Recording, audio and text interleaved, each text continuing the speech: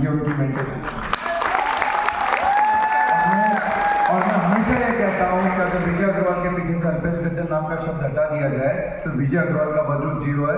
Sir thank you so much, thank you so much, thank you so much, right, thank you so much. आपका Surekha ma'am के लिए भी एक बार जोरदार तालियां होनी चाहिए।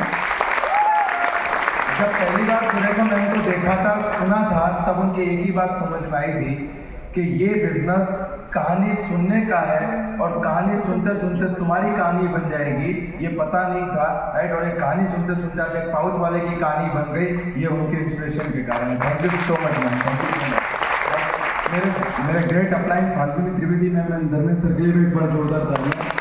Thank you so much ma'am, आपका सपोर्ट के लिए थैंक यू सो मच तहे दिल से। और मैं एक स्पेशल थैंक यू कहना चाहूँगा मेरी सबसे इम्पोर्टेंट चीज़ जिसने मेरा मतलब कहते हैं लोग शादी के बाद साथ देते हैं। Thank you Payal, thank you so much, आपने डे वन से मेरा साथ दिया। Thank you so much by heart. मैं एक बार पायल अपनी जगह पर प्लीज़, मैं चाहूँगा एक बार प्लीज़, क्योंकि अगर लोग कहते हैं कि लोग पैसा देख के शादी करते हैं, बराबर इसने मेरे से उस समय इसने मुझे पसंद किया था जिस समय मेरी औकात कुछ भी नहीं थी, जबकि वो करोड़पति थी, राइट। और उसका भरोसा था कि तुम कुछ कर लोगे, right. Thank you so much, right. नमस्कार दोस्तों, नाम है विजय अग्रवाल। बेसिकली मैं बड़ौदा में रहता हूँ। पिछले 7.5 साल से दिल, दिमाग और पूरी आत्मा से मोदी केयर कर रहा हूँ। मैं वो लड़का हूँ जिसने कभी स्कूल की फीस टाइम पे नहीं भरी। मैं वो लड़का हूँ जिसने कभी 2 टाइम का खाना ढंग से देखा नहीं। मैं वो लड़का हूँ जिसको 10-10 रुपए और 5-5 रुपए के लिए भी लोगों का मुंह देखना पड़ता था। 10 रुपए किलो आटा आता था, 10 रुपए किलो।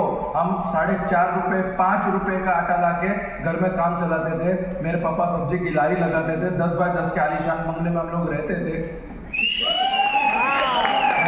और पूरी रात हम एक दूसरे को फील एंड टच देते रहते थे पूरी रात, बराबर। मैं वो लड़का हूँ जिसने कभी ये नहीं देखा, जिसको कभी किसी ने सपनों की बात नहीं की, कभी किसी ने बड़े सपने नहीं दिखाए। उल्टा हम अगर किसी से ये बोलते कि एक दिन गाड़ी लेके आएंगे तो लोग ताने मारते थे कि बाप मरे अंधेरे में और बेटा पावर हाउस।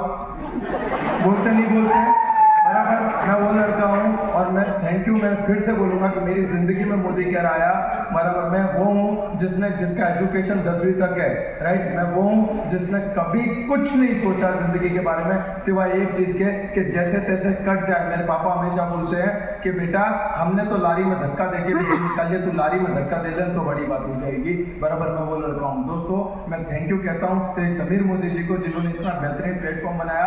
आज से 7.5 साल पहले इस बिजनेस को शुरुआत किया। मोदी केयर में आने से पहले कहते हैं कि जिंदगी में, मैं हमेशा कहता हूं कि अगर आप लोग मोदी केयर में आए हो तो आप दुनिया की सबसे बेकार जगह पे हो। अगर आप लोग मोदी केयर में आए हो तो आप 1 रुपया नहीं कमा सकते और आपको पैसा कमाने से कोई रोक नहीं सकता जिस दिन मोदी केयर आपके अंदर आ जाए, जिस दिन मोदी केयर आपके अंदर आ जाए। मैं मेरी गरीबी का ढिंडोरा लेके लोगों के सामने भीख नहीं मांगना चाहता था कि मेरी बहन की शादी है मेरे को 10,000 दे दे, मेरे पापा बीमार है मेरे को 5,000 दे दे। मुझे जिंदगी भर भीख नहीं मांगनी थी, मुझे मेरे बच्चों की टाइम पे फीस भरनी थी, मेरे बच्चों के उनको अच्छी परवरिश करनी थी, मेरा फ्यूचर मुझे ब्राइट करना था। और इसलिए मैंने मोदी केयर को चुना। और मोदी केयर को चुनने के बाद जब मैं घर गया, मतलब मैं आपको बताऊं, मैंने ऐसा कोई काम नहीं बाकी छोड़ा जो मैंने नहीं किया। पानी के पाउच बेचना, घर घर न्यूज़पेपर डालना, पापा के साथ सब्जी की लारी लगाना, बराबर। मेरा पानी पूरी की शाम को लारी लगाना, मेडिकल स्टोर पे जॉब जाना, सुबह 4 बजे से रात को 11 बजे तक काम करता था। तब 4800 5,000 आता था और आप यकीन मानना वो 4-5 हज़ार रुपया मेरे पास 40-50 हज़ार के बराबर था। इतनी खरीब कंडीशन थी हमारी। एक दिन एक रात को मेरे पापा का एक्सीडेंट हुआ।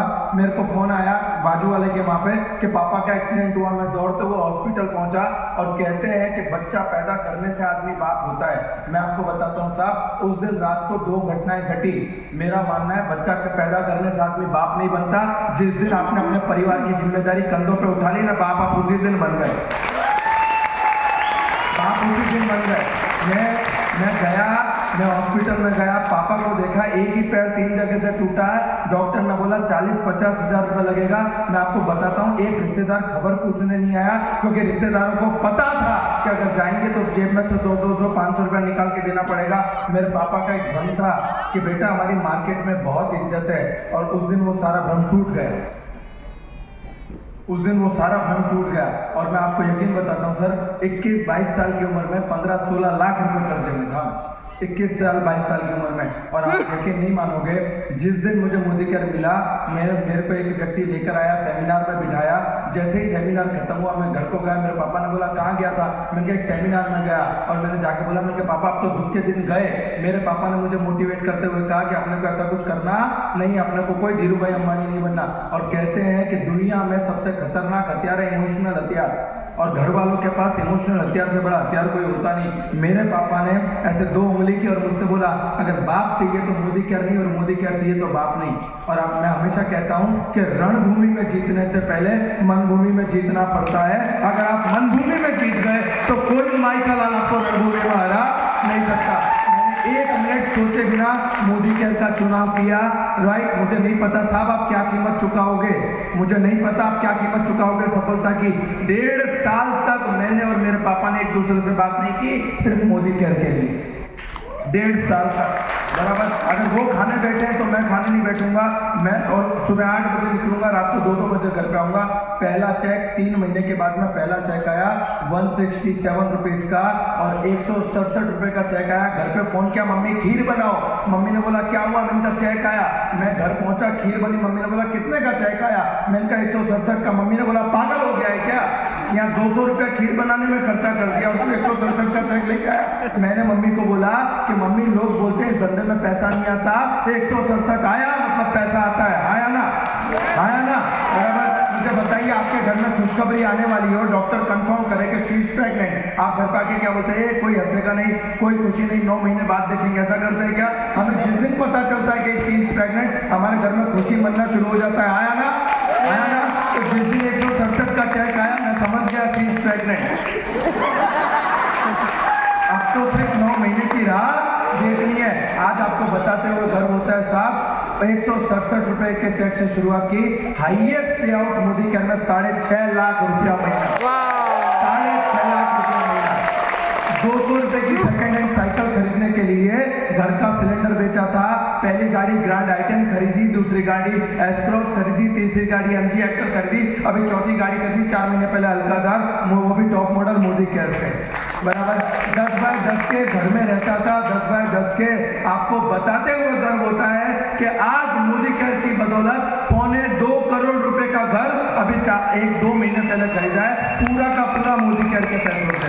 मुझे बताइए साहब, मुझे बताइए, अगर ये मोदी केयर, ये मेंटरशिप, ये लीडरशिप मेरी जैसे व्यक्ति की जिंदगी को बदल के रख सकता है, मेरे अंदर एक उम्मीद जगा सकता है, मेरे अंदर विश्वास पैदा कर सकता है, मुझे ये बता सकता है कि तेरा जन्म गरीबी में जीने के लिए नहीं हुआ, तेरा जन्म मर्सिडीज में घूमने के लिए हुआ। यही मेंटरशिप इस प्लेटफॉर्म पे खड़े होकर ठीक ठीक के चिल्ला के आपको कह रही है कि तू कर सकता है, तू कर सकता है, तू कर सकता है, तू कर सकता है, तू कर सकता है, तू कर सकता है।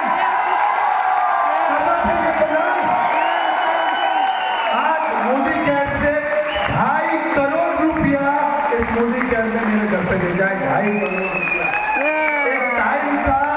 एक टाइम था जब मेरे बाप को, मेरे पापा को लोग बोलते थे कि इसकी लड़की की शादी वो समूह लगन में से, जो समूह विवाह होते हैं उसमें से कराएंगे। रुपया 15 लाख कैश खर्च के अभी 1 साल पहले बहन की शादी की मोदी केयर के पैसे। साहब क्या कमाया क्या नहीं कमाया छोड़ो, कितनी गाड़ी ली, कितने फॉरेन ट्रिप लिए छोड़ो, सब छोड़ो। ये देखो कि एक पानी के पाउच बेचने वाला बन के आ गया इस ऑफर। मुझे बताइए साहब, मैं कर सकता हूँ, आप नहीं कर सकते? मैं कर सकता हूँ, आप नहीं कर सकते? आप जहाँ पे बैठे हो वो हमारा बीता हुआ कल है, हम कहाँ पे खड़ेंगे आपका आने वाला कल है। और आखिर में एक ही बात बोलूंगा, मेरी जिंदगी का सिद्धांत है ये, आखिर में एक ही बात बोलूंगा कि जिंदगी तो अपने दम पर जी जाती है गालिब, जिंदगी तो अपने दम पर जी जाती है गालिब, दूसरों के कंधों पर तो सिर्फ जनाजे उठते हैं। जय हिंद, जय मोदी एंड थैंक यू।